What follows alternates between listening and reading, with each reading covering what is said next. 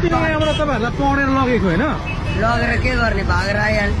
अहिले के गरे भने म जित्छु होला राम्रोसँग खेल्यो भने राम्रोसँग कसरी खेल्छ केसमा फोकस गरौँ हजुर म केसमा फोकस गरौँ कि म खेल्दाखेरि होइन बलमा अङ्कल नमस्कार नमस्कार छोरी I am very happy Dharan welcome everything welcome Dharan यस्तो सुन्दर देश तर धरानमा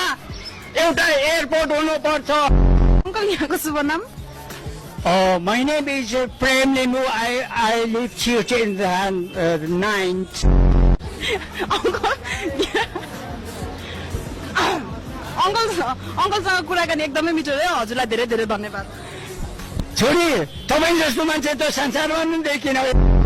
छेउमै हुनुहुन्छ गरिमा दिदी अलिकति टाढा हुन्छ रियासा दिदी पल दादाको जोडी चाहिँ कोसँग बढी सुट गरेको जस्तो लाग्छ समीक्षालाई मसँग